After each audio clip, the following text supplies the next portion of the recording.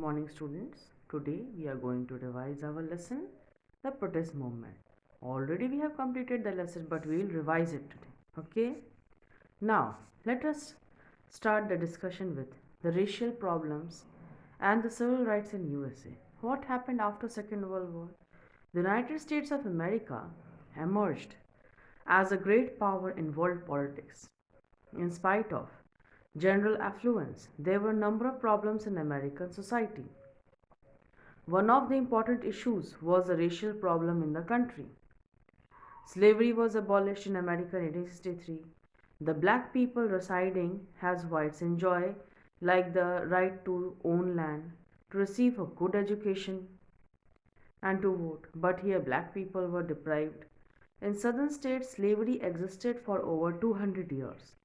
The white people residing in southern states always took the black people as slaves and inferiors.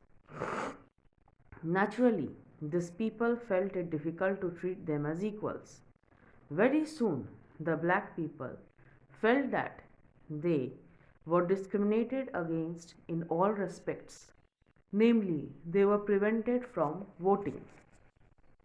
They were forced to attend separate schools of poorer quality of education than that enjoyed by whites.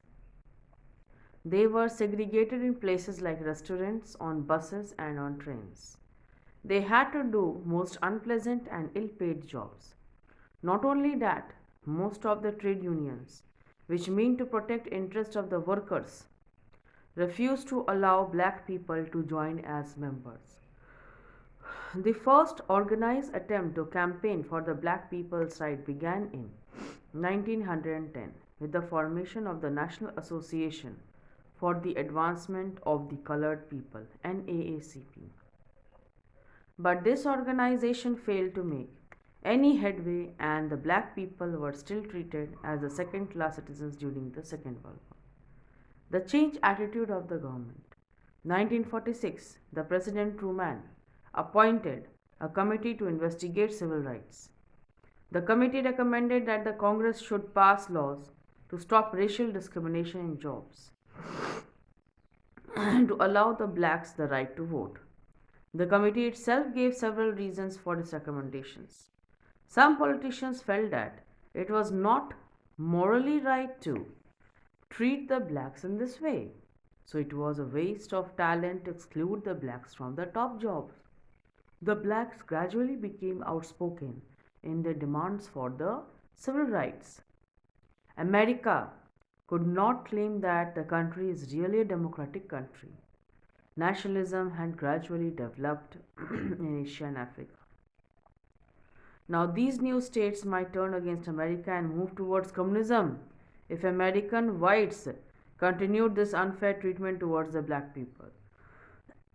As a result, within the next few years, the government and Supreme Court declared new laws to introduce racial equality in the country. Separate schools for black and whites were declared illegal. Some black had to be included in all the juries. Schools should be desegregated. It meant black children had to attend white schools and vice versa. In the 1957 Civil Rights Act thus set up a commission to investigate the denial of voting rights to the black people. The 1960 Civil Rights Act had provision for the blacks to register as voters, but it was not really very effective. Moreover, the blacks were afraid of registering themselves as voters for the fear of being harassed by the whites. But unfortunately, the laws were not always carried out. Some of the southern states refused to implement the school's desegregated order. Ultimately, President Eisenhower sent federal troops to escort the black children into high schools at Little Rock, where the governor had defied the order of the Supreme Court. So this was symbolic victory, but the southern whites continued to defy the law. Similarly, the government started the campaign for equal rights. Why this campaign was started? The campaign was started to motivate the people to be with the blacks and whites in equality. So, in this motto, in 1950s, a mass civil rights movement has started, developed in America for a number of reasons. A huge number of black people lived in northern industrial cities. They became aware of political issues. In the meantime, a black middle class had emerged society in America. They produced a number of talented leaders who protested, who opened their mouth, who spoke in. So, in Asia Africa, states like India and Ghana became independent. Inspired by these developments, the black Americans protested against the unfair treatment of the white people. The Truman Committee had raised the hopes of the black people, but they became impatient at the slow pace and small amount of change in the society. The small advances they made created strong hostility among the southern whites. Some southern state governments even banned NAACP. It was now felt that a national mass movement should be started to change the situation. This national campaign started in 1955 with the emergence of Dr. Martin Luther King as a Baptist minister, as an outstanding leader of nonviolent civil rights movement. After a black lady, Rosa Parks, had been arrested for sitting in a seat reserved for the whites on a bus in Montgomery, Alabama, Dr. Martin Luther King organized a boycott of all Montgomery buses. Martin Luther King insisted that the movement should be peaceful, and this campaign was successful. Thus, this was the beginning of his campaign. This movement reached its climax in 1963 when a massive rally in Washington for jobs and freedom were attended. There were a number of civil rights activists present there known as Big Six. So these people had worked together, and although these leaders came from different political horizons, they were intent on the peacefulness of the march.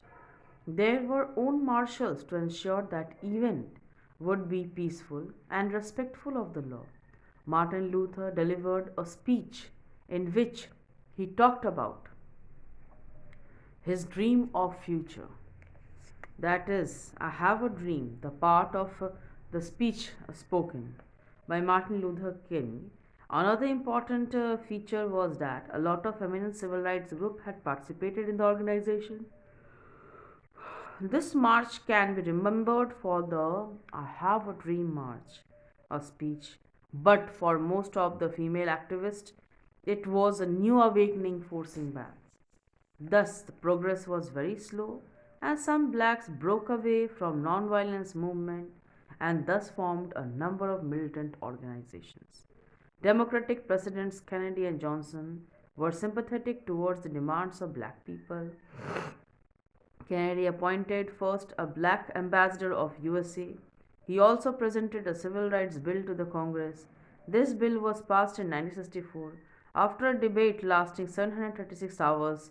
This was a landmark piece of civil rights legislation in the United States. This bill guaranteed the vote for blacks and made racial discrimination in public facilities such as hotels, restaurants, and stores in jobs which was illegal. However, the Civil Rights Act of 1964 did not include a number of provisions deemed essential by civil rights. Thus, the department power to initiate and create the job discrimination lawsuits. Again, the act was not always carried out, especially in South.